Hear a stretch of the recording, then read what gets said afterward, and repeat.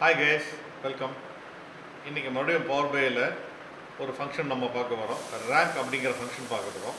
இந்த ரேங்க் அப்படிங்கிற ஃபங்க்ஷன் வந்து எந்த அளவுக்கு நமக்கு யூஸ்ஃபுல் அப்படின்னு கேட்டிங்கன்னா, உதாரணத்துக்கு கேட்டிங்கன்னா ஒரு ஸ்கூல் அவங்க மார்க் ஷீட் போட்டாங்க, மார்க் ரிலீஸ் பண்ணிட்டாங்கன்னா யார் டாப்பர் அப்படின்னு கண்டுபிடிக்கணும், ரேங்க் லிஸ்ட் தேவை. ஒரு பர்டிகுலர் சப்ஜெக்டில் யார் ஃபஸ்ட்டு தெரிஞ்சுக்கணும்னா ரேங்க் லிஸ்ட் போட வேண்டியதாக இருக்கும்னா ஆயிரக்கணக்கான ஸ்டூடெண்ட் இருக்கும்போது வித் கிளிக்கில் நமக்கு கிடைக்கிற மாதிரி இருக்கணும் உங்களுக்கு. தென் அதேமாதிரி ஸ்டேட் லெவலில் போடுறாங்க, டிஸ்ட்ரிக்ட் லெவலில் போடுறாங்கன்னா ranking is a very much essential.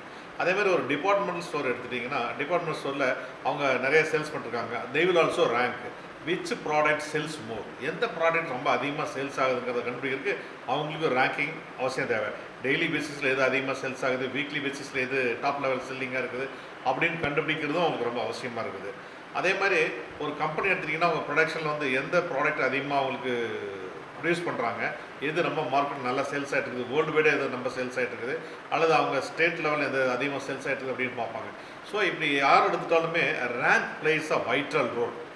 So அந்த ரேங்க் அப்படிங்கிற ஃபங்க்ஷன் டேக்ஸில் நம்ம தெரிஞ்சிருந்தால் தான் நம்ம இந்த டேஷ்போர்டு பவர் பிஐயில் ப்ரிப்பேர் பண்ணும்போது அது நம்ம கேபிஐ கிரியேட் பண்ணுறது நமக்கு வசதியாக இருக்கும். So rank plays a vital role. அதனால் ரேங்க் எப்படி ஒர்க் ஆகுது அப்படிங்கிறது பார்க்கலாம். இப்போ நான் வந்து ஒரு சாம்பிளுக்கு ஒரு ஸ்டூடெண்ட்டுடைய மார்க் லிஸ்ட் எடுத்துருக்கவங்களுக்கு வந்துட்டு இந்த மாதிரி இங்கிலீஷ், மேக்ஸு, சயின்ஸு சப்ஜெக்டில் எல்லாம் வந்து டோட்டல் போட்டு அதை எது யார் ஃபஸ்ட் மார்க்குன்னு கண்டுபிடிக்கிற மாதிரி ஒரு டேபிள் நம்ம வச்சுருக்கோம். நம்ம வந்து ஸ்டூடெண்ட்ஸோட மார்க் லிஸ்ட் வச்சுருக்கோம் உங்களுக்கு. அதில் சப்ஜெக்டோட மார்க் இருக்குது, டோட்டல் மார்க் இருக்குது. ஸோ இப்போ இது வச்சுட்டு இந்த 50 ஸ்டூடெண்ட்ஸோட மார்க் ஷீட் இருக்குது. இதில் எப்படி அவங்க ரேங்க் கண்டுபிடிக்கலாம் அப்படிங்கிறது வந்து இப்போ நம்ம டாக்ஸ் கோட் எழுதி நம்ம கண்டுபிடிக்கலாம் உங்களுக்கு. ஓகேங்களா? இப்போ டாக்ஸ் கோட் எழுதுறதுக்கு நம்ம இங்கே ரைட் கிளிக் பண்ணி ஆஸ் யூஷுவல் வந்து நியூமர்ஸை செலக்ட் பண்ணி நம்ம ரேங்க் அப்படின்னு செலெக்ஷன் பண்ணிட்டு ஈக்குவல் போட்டு தென் we have to put rank X அப்படிங்கிற போடணும். ஃபஸ்ட் ரேங்க் எக்ஸ் நம்ம செலெக்ஷன் பண்ணிட்டு தென் we have to select the all function because எல்லா ஃபில்டரையும் நம்ம இங்கே க்ளோஸ் பண்ண போகிறோம். ஆல் ஃபங்க்ஷனை க்ளோஸ் பண்ணிவிட்டு then select a database. என்ன டேபிள் செலக்ட் பண்ண போகிறோம்?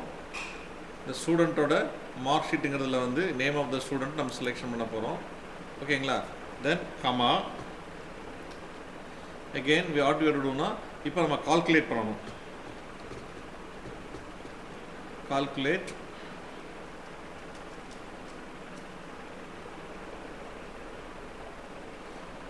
சாரி மேலே ப்ராக்கெட் போட்டு வரணும். ப்ராக்கெட் போடாமல் இருக்கு.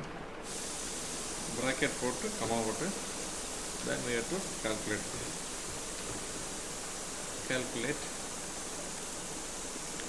sum பண்ணணும். சம் என்ன பண்ணணும் கேட்டிங்கன்னா, இப்போ இந்த ஸ்டூடெண்ட்டோட மார்க் ஷீட்டில் டோட்டல் இருக்கு இல்லைங்களா, இந்த டோட்டல் நம்ம வந்து சம் பண்ணணும் உங்களுக்கு. சம் பண்ணணும் உங்களுக்கு. ஓகேங்களா? தென் க்ளோஸ் த ப்ராக்கெட் கமா